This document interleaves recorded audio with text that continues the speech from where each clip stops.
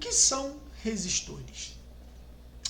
Né? Então, a gente se faz muito essa pergunta quando a gente vai, por exemplo, começar a estudar elétrica, né? Então, eu vou fazer hoje um resumo do que seria o resistor elétrico, né?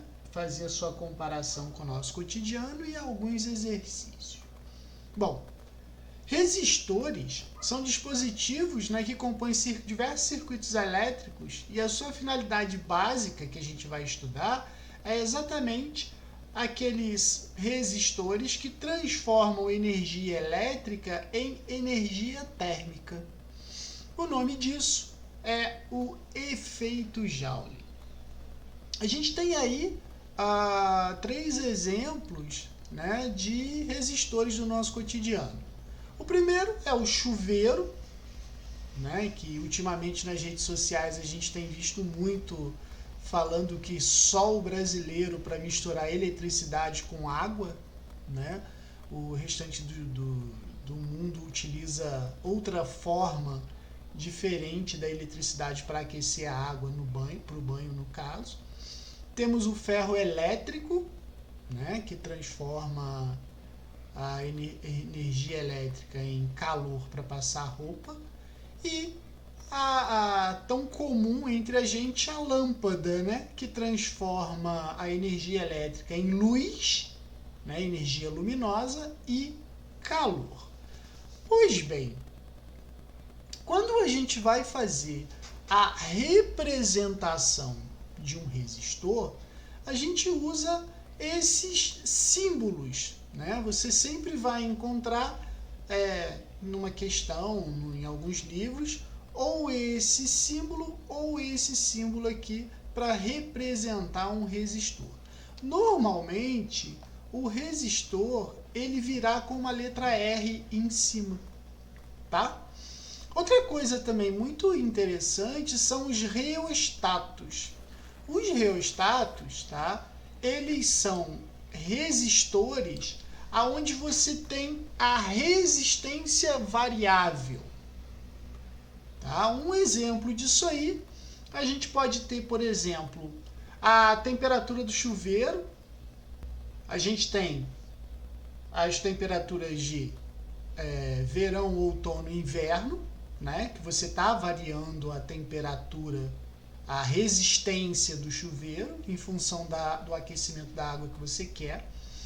Você tem também aquelas lâmpadas onde você controla o brilho, né, a intensidade, e o volume do som do seu celular, do aparelho de som, da televisão. Tudo isso é um exemplo de reostato.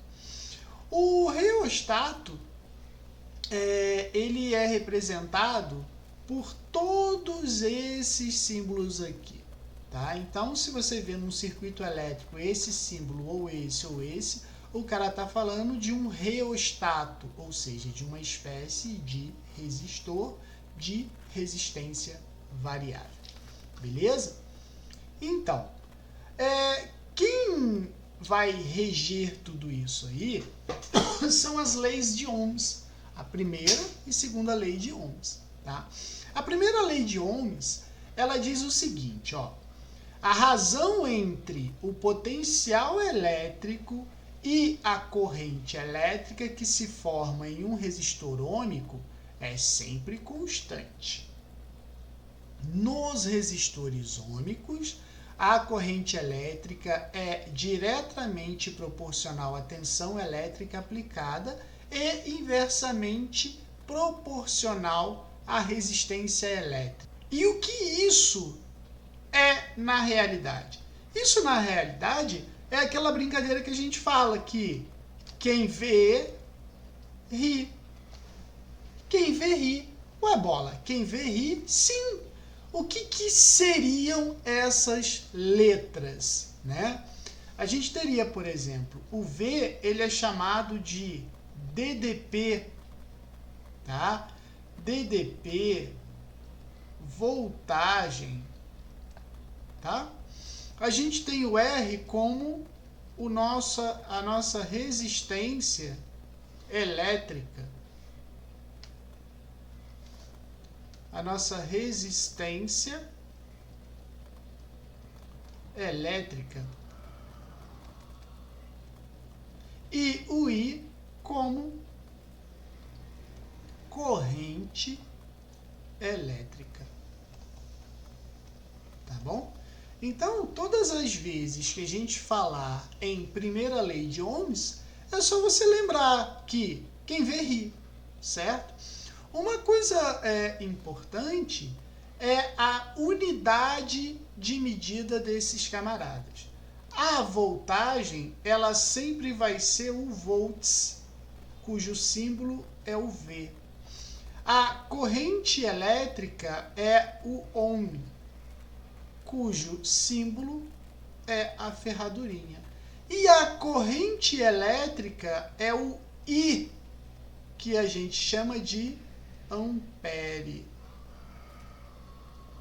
Tá bom? Então, esses três camaradas, eles vão compor a primeira lei de Ohms, certo? A gente sempre vai brincar com essas três grandezas. Aí, a gente vai fazer uma aplicação, tá? Uns exercícios de aplicação dessas fórmulas. Olha só, dessa fórmula, né? Um resistor ôhmico, quando submetido a uma DDP de 40 volts, é atravessado por uma corrente elétrica de intensidade 20 A. Quando a corrente que atravessa for igual a 4 A, a DDP em volts nos terminais será... Então, o que ele falou? Um resistor ôhmico, tá, tem uma DDP de 40 volts e é atravessado por uma corrente elétrica de 20 A. Então, o que ele disse? Ele disse que a DDP do cara é de 40 volts. E a corrente elétrica dele é de 20 A, certo? E aí ele falou o seguinte: se a corrente que atravessa for de 4 A, qual vai ser a DDP do terminal? Então ele falou o seguinte: se eu alterar, tá, a corrente elétrica para 4 A, qual vai ser a DDP ou a voltagem que vai passar nesse resistor? Então pensa, ele dividiu o problema em duas situações. Primeiro ele te deu a voltagem e a corrente elétrica, né? Aí ele está alterando a corrente elétrica e quer saber qual é a voltagem. Então, o que eu vou fazer? Aqui está faltando para mim o R. Então, quem vê, ri. Então, vai ficar assim, 40 é igual a R vezes 20. R é igual a 40 por 20, que é igual a 2 ohms. Então, eu sei que esse resistor tem uma resistência de 2 ohms. Então, aqui, o que vai acontecer? O resistor é de 2 ohms. Então, quem vê, ri. Então, vai ser o quê? 2 vezes 4, eu vou ter 8 volts. Certo? 8 volts. Letra A. Né? Tranquilinho. Um resistor de 100 ohms é percorrido por uma corrente elétrica de 20 mA. A DDP entre os terminais do resistor em volts é igual a... Então, ele falou assim, um resistor de 100 ohms é percorrido por uma corrente elétrica de 20 mA. Ele quer saber a DDP. Então, o que o problema falou? Que o resistor é de 100 ohms e a corrente elétrica é de 20 mA. Qual é a voltagem do circuito ou do resistor? A gente tem que lembrar que Milli, ele é a mesma coisa que 1 vezes 10 a menos 3, tá? O 1 micro, só para lembrar, é 1 vezes 10 a menos 6. E 1 nano é igual a 1 vezes 10 a menos 9. É só para relembrar e guardar isso aqui, tá? Então, a gente tem que lembrar o seguinte, se é 20 miliampere, isso aqui é a mesma coisa que 20 vezes 10 a menos 3 ampere. Cuidado com isso, tá? Cuidado com esse tipo de medida, sempre vai aparecer. Então, agora eu vou fazer o quê? Quem vê, ri. Eu vou querer saber a voltagem, não é? Então, vai ficar assim, ó, 100 vezes 20 vezes 10 a menos 3, certo? Então, vai ficar 100 vezes 20, 2.000. 2.000 vezes 10 a menos 3. Essa base 10 negativa significa que a vírgula vai andar da direita para a esquerda. Quantas casas? 3 casas. Então, ó, 1, 2, 3. Então, a voltagem vai ser o quê? 2 volts. Beleza? Então, aqui no caso, letra A. Beleza? A segunda lei de Ohms, tá? Ela diz o seguinte: a capacidade dos resistores de controlar o fluxo de corrente elétrica diz respeito à sua resistência. Ela, por sua vez, depende de fatores geométricos, como o comprimento e a área transversal do resistor. E também de uma grandeza característica de cada material, conhecido como resistividade. Então, imagina o seguinte, quando a gente vai falar da segunda lei de Ohm, a gente tem que lembrar o seguinte, eu sempre vou fazer alusão à eletricidade com a água, porque é uma forma da gente conseguir enxergar a eletricidade, tá?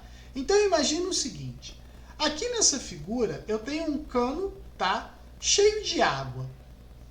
Você vê que o cano está lisinho. Então, eu posso dizer que a água passa por ele com fluxo constante. Né? Então, eu posso dizer que esse cano d'água aqui não provoca dificuldade para a água passar. Então, eu posso dizer que ele é sem resistência. Beleza?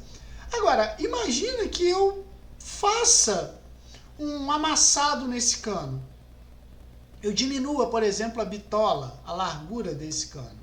Então, o que acontece? A água vai passar por aqui com mais dificuldade. Então, eu criei uma resistência. Certo? Então, essa mesma ideia de resistência elétrica a gente pode ter nos fios. Se você reparar, existem vários tipos de fios. O fio do fone é diferente do fone do seu celular, é diferente do fone do fio do carregador, é diferente do fio do chuveiro, é diferente do fio da tomada. Por quê? Porque cada tipo de fio vai permitir uma passagem máxima de eletricidade, de corrente elétrica por ele. Então pensa o seguinte, cada material do fio ele vai ter uma resistividade. A resistividade do material é chamado de ρ. Tá?